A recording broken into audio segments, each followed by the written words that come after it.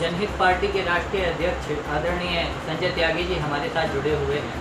तो सर, सबसे पहले आपका बहुत बहुत स्वागत है और हमें जनहित पार्टी के बारे में कुछ बताइए। Thank you. जनहित पार्टी एक जन समाज के लिए जो अभी तक कोई पार्टी नहीं आई है, जैसे कि इसके नाम में ही सम्मानित है, जनहित, जनता की सेवा करने के लिए एक नया विकल्प के रूप में उभर के आई। जी, तो इस बार चुनाव में आपका क्या रोल रहने वाला है? हम चुनाव 2022 जो है विधानसभा के यूपी के चुनाव सारी सीटों पर लड़ने जा रहे हैं। तो इस बार जो सामने पार्टी है बहुत मजबूत पार्टी है और उसे मात देने के लिए किन किन मुद्दों को आप अहम रखेंगे और किस तरह से जनता के बीच में खुद को पेश करेंगे? हमारे मेन मुद्दे हैं, जैसे कि हमारा जो है एकतावाद। अभी आपने देखा होगा कि जब भी चुनाव आते हैं तब जो है पाकिस्तान के द्रोण भी वो कर लेते हैं और हिंदू मुस्लिम कार्ड खेला जाता है, जो कि अब नहीं चलेगा। हम एकतावाद में विश्वास करते हैं और हम हिंदू मुस्लिम सिख ईसाई सबको साथ लेके चलेंगे।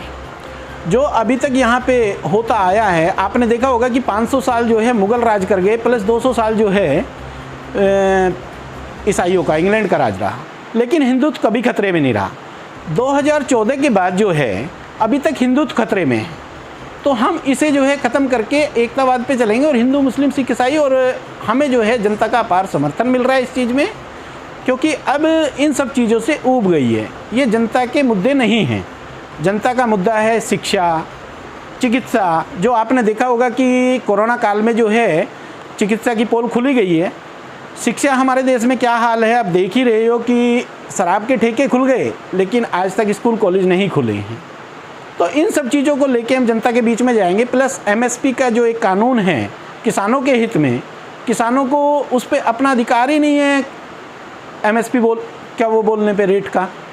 और जो खरीदारी हुई है ये कुछ लोगों के द्वारा हुई है, वरना तो बाउंडेशन है मंडी के अंदर कि 30 या 35 कुंटल ही खरीदा जाएगा।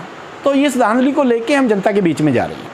महंगाई आकाश छू रही है, बेरोजगारी बढ़ती जा रही है, तो किस तरह से आप अंकुश लगाएंगे इन चीज़ों पर? जनता को कैसे भरोसा दिलाएंगे अपनी बात? देखो, सबसे महंगाई का मेन कारण है पेट्रोल और डीजल।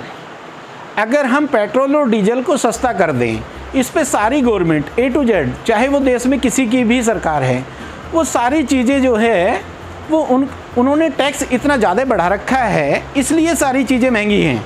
जिस दिन हमारे देश में पेट्रोल और डीजल कंट्रोल हो जाएंगी तो महंगाई पे ऑटोमेटिकली अंकुश आ जाएगा। देखा गया है कि चुनाव से पहले सभी वादे करते हैं कि हम ऐसा करेंगे, लेकिन आमतौर पर चुनाव के बाद ऐसा नहीं होता। तो किस तरह से आप जनता को यकीन दिलाएंगे? आप ऐसा क्या करेंगे कि जनता आपके साथ आए? हमारी जो मेन वो है, क्योंकि हम नए चेहरे लेके आ रहे हैं। हम जो घिसे पटे आज तक जो है, अगर कोई भी सरकार इन चीज़ों पे कामयाब नहीं हो रही है तो उसका रीज़न है कि वही 5 चेहरे होते हैं। अगर मुझे सपा से नहीं मिला, बसपा से मिल जाएगा, बसपा से नहीं मिला, कांग्रेस से मिला। जब तक हमें नए चेहरे हमारे नहीं आएंगे, आप जैसे यूथ, पढ़े लिखे यूथ अगर नहीं आएंगे, हम जो नए चेहरे लेके आ रहे हैं हम उनके दम पे जो है आगे बढ़ेंगे। जो अभी तक परिपाटी 72 सालों से गरीबी हटाओ का नारा चल रहा है, हम इसे जो है मिथ्या करने जा रहे हैं और गरीबी हटा के दिखाएंगे। जी, तो देश की जनता से क्या कहना चाहेंगे? हम देश की जनता से यही अपील करते हैं कि इनको सबको देखा है, 72 सालों से आप देखते आ रहे हैं, तो मैं तो यही अपील करूंगा देश की जनता से कि जनहित को मौका दें और आपके बीच से, आप सबके बीच से हम युवा चेहरे लेके आएंगे। हम पैसों के दम पे नहीं, हम जो है एकतावाद के दम पे चुनाव जीतेंगे। चलिए, बहुत बहुत शुक्रिया आपका, आप हमारे साथ जुड़े। धन्यवाद।